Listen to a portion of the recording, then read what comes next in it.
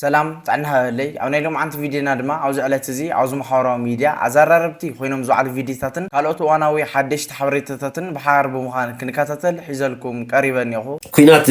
نخجمر نحد ساعة جزء تعرفوا زلوا مهنياتو حوحات ما قسنايتو خون زخل حسب العلو سدما ليتنال جنرال تادس ورده كاب كلل تግራይ كم زي وطن سلطانو زخون يكون اكل بحيل كحدغو كم زي كل تفكر تسمع يركب الله شعبيان حوحاتن تقالات إفنا نابو نقطو يبلو سلمنتاي نجزاو معدار كلل تግራይ ليتنال جنرال تادس ورده مولو بمولو كاب سلطان نملاي وعات غور منقسقاسات እና كيد يركب الله أحدثات سراويت ناي فيدرال منغست إثيوبيا مس غزيف أصوارن لوجستيكن نتግራይ خبيبهم አለው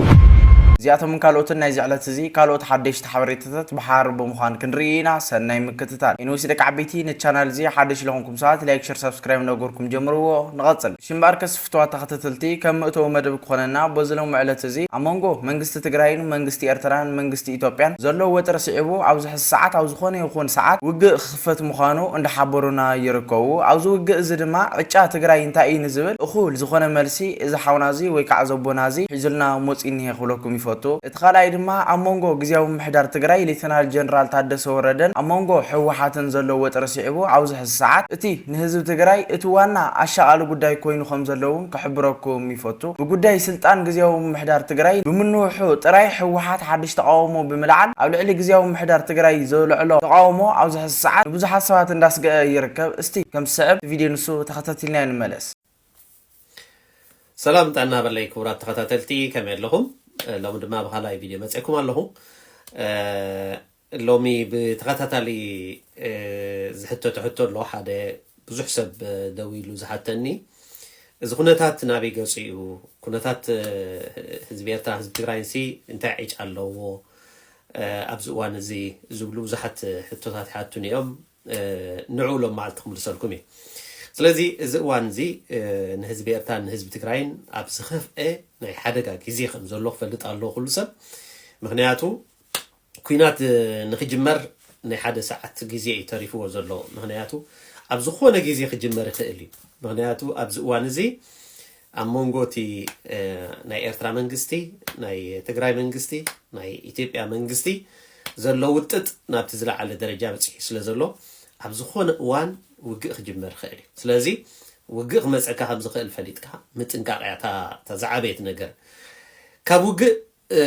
متنقع مال الدماء مجمريا قداك يتخون نايتخوينات بسلاخ يتخون أقدم كات جورز بأكا نجر مقباري سلازي حبريت أنا أقول لك زي كابتي مسورة دكا إذا جات مكان شجر أقدم كافليت كان حرات أنيخا تدالي خان قدس أنه منتيو ناتي حبريت أقول لك زي مالتي سلازي أبزغت الصومن الحدارينا حوحات ما قسنايتو خون زخل حسب العلو سدما حوحات نابتي زنوركو من قستخم اللاسي ني جنرال تادس ورده أوريده حدا بريزيدنت شيمر له حادث له يبلالو نعو ناب ني تادس ورده بحيلي كاب سلطان كورده مالتي زي أبزغنا لساعد ما تادس ورده دما حدا فيدباك لوي مالتي تادس ورده بحيلي سلطان كوردو أبزدلي لغيزي كتتا كاب فيدرال حاجز كدلي حاجز نفيدرال كحتتي مالتي سلازي فيدرال منغست دما انتايم كغوبرو كتتا تي ناي فيدرال منغست ناي تግራይ منغستي علاوي مقبارنا عالم دبلوماسيات منغار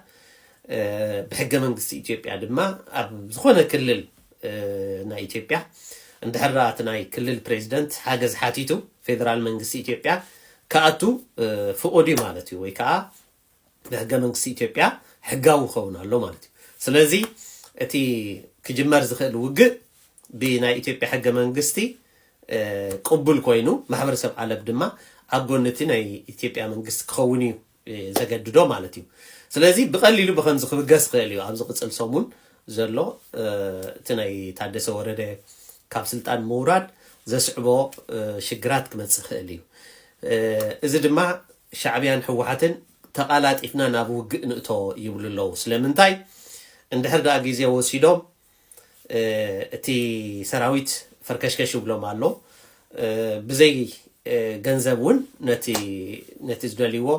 ክመርሕዎ ይክእልዎን እዮም የፍትዋት ተኸታተልቲ ኣብዚ ቪድዮ ዘለኩም ሓሳብ ኣብ ቦታ ኮመንት እናቐመጥኩም ክትቕፅሉ ብትሕትና ይላዎ ንቐፅል ስልጣን ክፀንሑ ይክእሉን እዮም ብዘይ ገንዘብ ብዘይ ዝኾነ ኣክሰስ ናይ ደገ ኣብ ስልጣን ክፀንሑ ይክእሉን እዮም ስለዚ ተቐላጢፎም ኣብ ውግእ ከኣትው እሞ ኣብቲ ውግእ ናይ ማሕበረሰብ ቴንሽን ቀይሮም ብቐፃሊ ኣብ ስልጣኖም ንክነብሩ ኢሎም ዝሓስብዎ ዘለዉ እዩ ስለዚ ህዝቢ ኤርትራ ይኹን ህዝቢ ትግራይ ነዚ ውግእ እዚ ክፅዮኖ እዩ ዘለካ ኣይዋጋእኒ ኣብዚ ውግእ እዚ ኣይሳተፍኒ ደቀይ ናብዚ ውግእ እዚ ኣይሰድድኒ ዝብል መትከላዊ ዝኾነ መርገፂ ክህልወካ ኣሎ ምክንያቱ እዚ ውግእ እዚ ንበል እሞ እቲ ውግእ ተጀሚሩስ ሕወሓት ሻዕብያ ፋኖን ኮይኖም ብሓንሳብ ምስ ኦነግ ናብ ኣዲስ ኣበባ ይእተው ንበል ከኣትው ኣይከኣትውን ፀገም የብሉን ንምምዛኑ ግን ኣብነት እየ ለምፅእ ዘለኹ ይእተው ንበል ኣትዮም ከድሓር ንኢትዮጵያ መን ይኽመርሓ ናይ ብሓቂ እዞም 4 ሓይልታት እዚኣቶም ክሰማምዑ ይኽእሉ ዶ ናይ ሓባር መንግስቲ ክተኽሉ ይኽእሉ ዶ ወይ ከዓ ንህዝቢ ኤርትራ ንህዝቢ ትግራይን ካብዚ ውግእ እዚ እንታይ ረብሓ ኣለዎ ዜሮ ረብሓ እዩ ዘሎ እኳ ደኣ ንዘለኣለም ናይ ሻዕብያ ህላውነትን ናይ ሕወሓት ህላውነትን ዓብዩ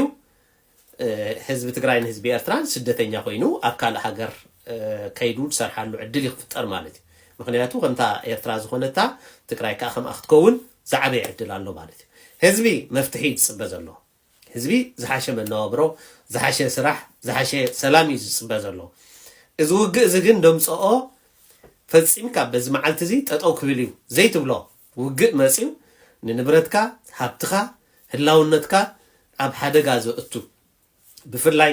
ንዓና ዘጋጠመና ኤርትራውያን ኣብ ዝሓለፈ 30 ዓመት ኩሉ ሰብ ዝረኣዮ እዩ ኣብ ዓለም ሙሉእ ክሳብ ክንደይና ኤርትራውያን ኣብ ሽግር ወዲቕና ዓለም ሙሉእ ዝፈልጦ እዩ ስለዚ እታ ሓንቲ ተሪፋትና ነበረት ትግራይ ድማ ብከምኡ መገዲ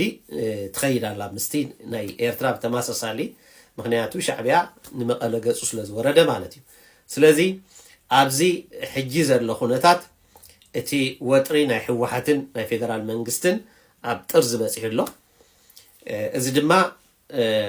ናብ ኩናት ዝደፊ እዩ ኩሎም ኣሃዱታት ሰራዊት ናይ ፌደራል መንግስቲ ኢትዮጵያ ንትግራይ ክቢቦም ኣለዉ ብገዚፍ ኣሃዱ ምስ ገዚፍ ኣፅዋርን ሎጂስቲክን ንትግራይ ክቢቦም ኣለዉ እዚ ማለት ኣብ ትግራይ ጠጠው ይብል ማለት ኣይኮነን እቲ ኩናት እንተጀሚሩ ንሻዕብያ እውን ድልብልብ ኣብ ህዝቢ ኤርትራን ኣብ ህዝቢ ትግራይን ከምፅኦ ዝኽእል ሳዕቤን ቀሊል ከም ደይኮነ ክንርዳእ ግባኣና ስለዚ ነዞም ስርዓታት እዚኣቶም ክልቲኦም ስርዓታት እዚኣቶም ኢልካ ሙማት ወይ ከዓ ነዞም ስርዓታት እዚኣቶም ክብል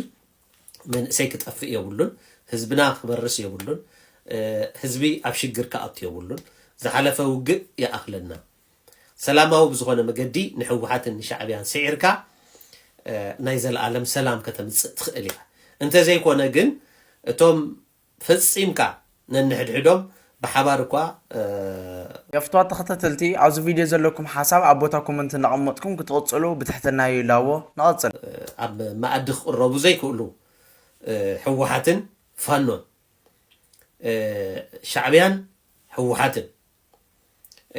ኦነግን ፋኖን እዚኣቶም ኩሎም ነንሕድሕዶም ክጣፍኡ ዝደልዩ ሓይልታት እዮም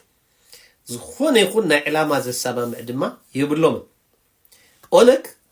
ናይ ኦሮምያ ነፃነት እዩ ዝደሊ ፋኖ ንምልእቲ ኢትዮጵያ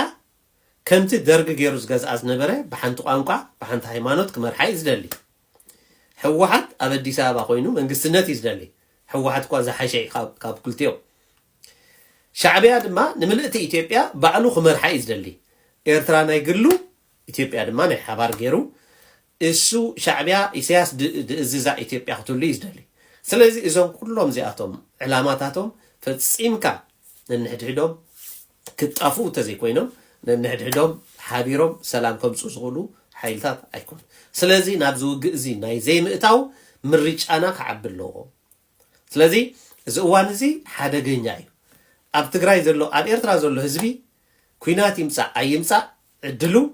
ንእዳው ንሰማይ ዘርጊሑ እሳ ጥራሕ ይፅበ ምክንያቱ ዝዳለወሉ ويكا تتنقل قداي يهولو تاتوردو تاتمصو معات دقو مبلعا سلازي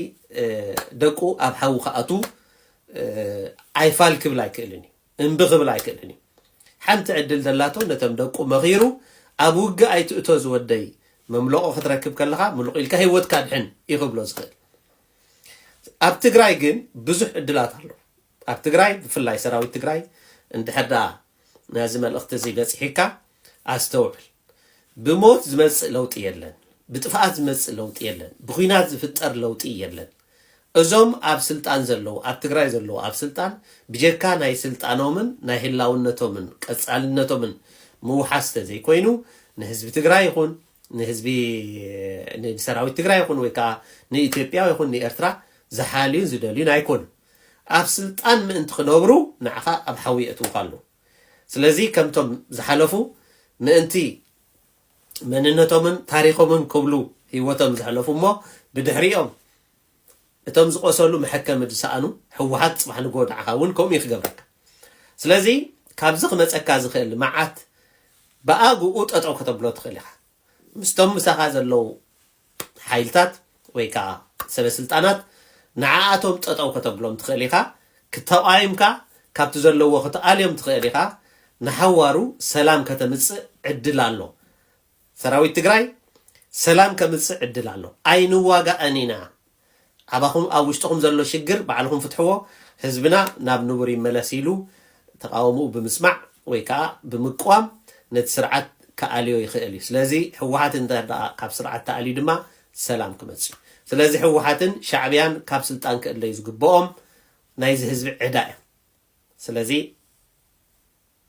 يفتوا تخاتلتي ات فيديو نتخاتلكم يمسل نيرو مالتو وين عاوز الساعات امانغو منغست تግራይን መንግስቲ ኤርትራን መንግስቲ ኢትዮጵያን ዘሎ ወጠር ሲዒቡ እቲ ኹይናት ወይ ከዓቱ ወገ አውዝ ኾነ ይኹን ሰዓት ክላ ዓሊ ንዝብል መግለጽ ዝሓውናዚ ወይ ከዓ ዘቦናዚ እኹል ዝኾነ መልሲ ክንህወሉ ተዳሊና መጽናኔና ኹለኩም ይፈቱ ኹይናት የለን ዝብል መልሲ ይኹለኩም ይፈቱ አውዝ الساعات በወገን መንግስቲ ብልጽግና ወይ ከዓ በወገን ደገፍት መንግስቲ ብልጽግና ዕለታው ዝኾነ ኹይናት ኣሎ ሰራዊት ተጸጊዑ መጸናኩም በላዕናኩም ዝብል ፈራርሒ ዝመስል መግለጺ መንግስቲ ብልጽግና ለሚድናዮ ኹኑ ለኩም ንፈቱ 24 ሰዓት በወገን መንግስት ብልጽግና ኩናት ኣሎ በወገን ህዝብ ትግራይን ህዝብ ኤርትራን ወይ ከዓ በአክቲቪስታት ህዝብ ትግራይን ህዝብ ኤርትራን ከዓ ኩናት የለን ዝብል ሓድሽ ሓበሬታ እዮም ኩል ሻዕ ዘስምዑና እዚ ጉዳይ እዚ ድማ ሓቀይ ኹለኩም ይፈቱ መንግስት ብልጽግና ልዕሊ ሓደ ዓመት ዝኣክል ኩናት ኣሎ ሰራዊት ተጸጊዕና ክብል እንዳተሰምዐ ጸኒሕ እዩ እዚ ጉዳይ እዚ ድማ ፈጺሙ ኩናት ከም ዘየለ ዘርኤካ ሓበሬታ ይኹለኩም ይፈቱ ሽምባር ከስፍቷ ተኸታተልቲ ኣብዚ ጉዳይ እዚ ሓሳብ ተሃሊኩም ኣቦታ ኮመንት ተጠቅሙጥለይ ብትሕትና ይላዎ ቀፂልና ንረኸ ቪድዮ ዓ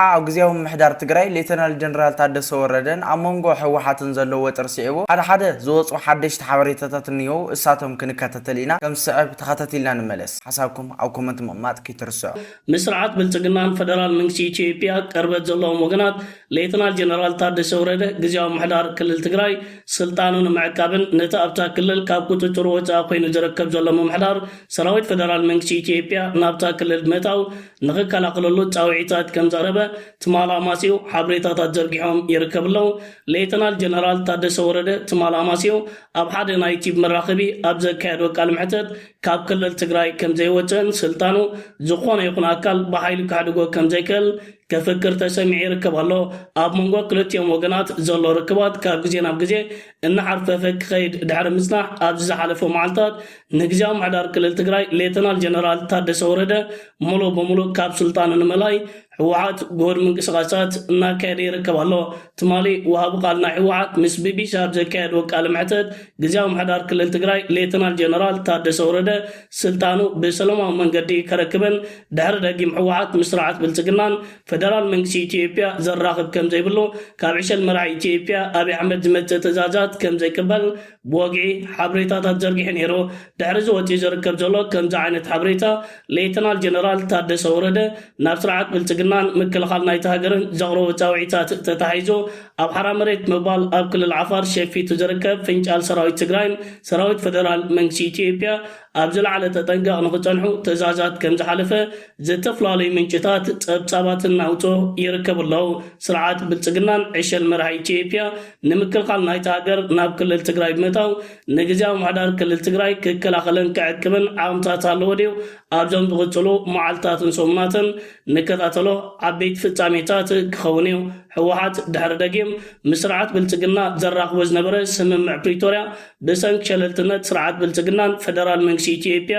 ሙሉእ ብሙሉእ ከም ዝተበትከ ንማሕበረሰብ ዓለም ብተደጋጋሚ እናፍለጠ ይርከብ ኣሎ። የፍትዋ ተኸታተልቲ እቲ ቪድዮ ነተኸታተልኩም ይመስል ነይሩ ማለት እውን ኣብዚ ጉዳይ እዚ ሓሳብ ወይ ከዓ ሪቶ ተሃሊኩም ኣብ ቦታ ኮመንት ክትቕምጡለይ ብትሕትና ይላዎ። እሽምባርከስ ፍትዋ ተኸታተልቲ ናይ ልማዓንቲ ቪድዮና ነዛ ስካዕ ዝተኸታተልኩማ ትመስል ነይራ ብኻሊእ ብለቕፅል ቪድዮ ዝተዓንጋነ በብዘለኹም ይመችኹም ሰላም ኩንለይ ሰሰና እዩ። የፍትዋ ተኸታተልቲ ኣብዚ ቪድዮ ዘለኩም ሓሳብ ኣብ ቦታ ኮመንት እናቐመጥኩም ክትቕፅሉ ብትሕትና ይላዎ። ንቐፅል